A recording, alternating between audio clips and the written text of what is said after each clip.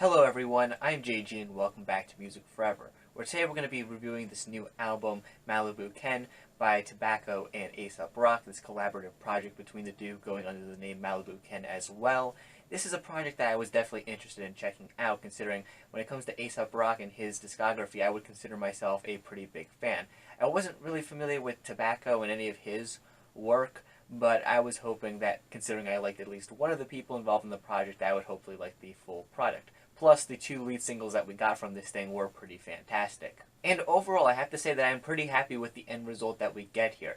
This album is definitely a highlight of the year already, even though it's early January. I know it might be a bit early to be saying that, but I definitely feel like this is an album that I'll be replaying as the rest of 2019 goes along. There's a lot to really enjoy here on this project. When it comes to the rapping here, Aesop Rock is doing a fantastic job, as he typically does.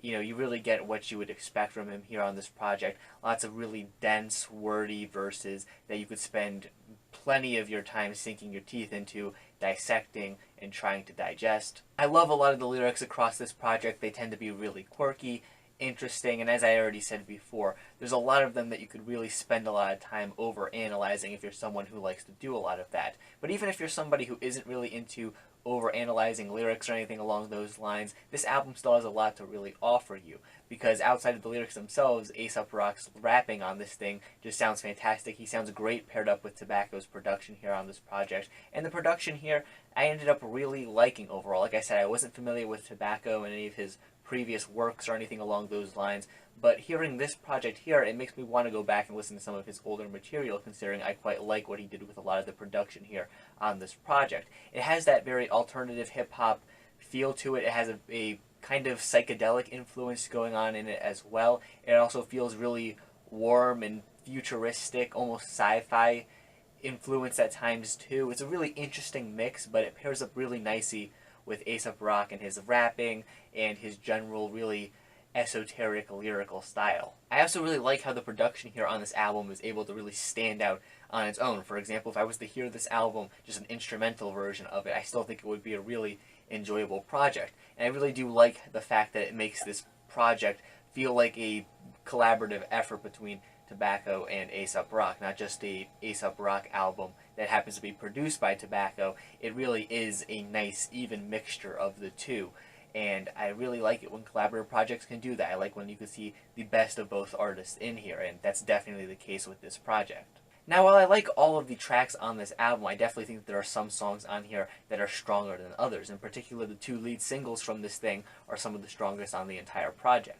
The opening track, Corn Maze, which was the second single, I believe, is definitely a great opener to this project. It really showcases all of the positive points that I've mentioned already in this review that come from this project just in one track alone. If you really want to know what you're going to be getting here on this album, and you're maybe a little bit on the edge of whether or not you want to listen to this thing in full, give this first track a listen, because it's a good showcase of what you're going to be getting. I like a lot of Aesop Rock's rapping on this track, his lyricism. I love the way that he pairs up with the beat here. I think Tobacco's production is really interesting, very colorful. It has all those qualities I mentioned before as well. It's just overall a fantastic opening cut here on this album. And then you have the track Acid King, which is probably the best song on the entire album. It features this more minimalistic beat, especially throughout most of the track, and it has this very dark feel that comes as a result of this, especially when you pair it up with the lyricism on this track, which has a lot of dark themes running through it as well. It creates for a very dark song at the end of the day, though I really do also like how towards the end of the track things get switched up a little bit and the beat becomes a bit more lively, and the track overall begins to feel a bit more upbeat, but in a kind of weird, twisted way as well, especially given what's come in the song already before that. Overall, it's a fantastic song and one that you should definitely hear if you haven't done so. I also really like the fact that this album is not a bloated listen by any means. It just runs a little under 35 minutes in length, 10 tracks. It's pretty straightforward, pretty to the point, and I tend to like albums that do that. So yeah, of course this album was going to appeal to me in that regard as well. If I had any complaints for this album overall, I guess one of the minor ones would have to be that I wish there was maybe a little bit more diversity between some of the tracks here on this album. While I do like all the songs across this thing, they all tend to follow a pretty similar structure to them in a pretty similar format, really. And all the positives that I said earlier could really be applied to all the tracks here, but for the most part, there's not a lot of songs on here that I would say stand out as much on their own, if you will, like in the same sense that Acid King does. But, that's a very minor complaint at the end of the day. It doesn't really get in the way of me enjoying this project when listening to it. And the fact that this thing is as short as it is, and only 10 tracks, really does help the album in the fact that it never really starts to feel repetitive, despite the fact that a lot of these song structures are kind of similar to one another, I guess you could say. If the album was a lot longer than it is, maybe twice its runtime, 20 tracks or so, then it would be a much bigger problem. But for the 10-minute, 35-ish minutes of runtime that you get here on this thing, it's a pretty solid listen. It's one that hip-hop fans should definitely consider giving their time to this year, because it's very much worth hearing.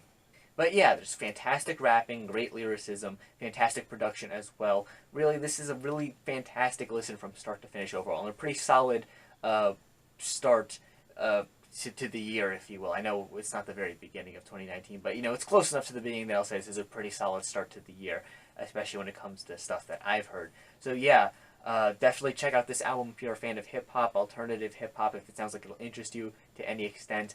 Definitely give it a listen. And if you're a little bit curious whether or not you're going to like the album, give those lead singles a listen, because they'll definitely convince you that this is very much worth your time.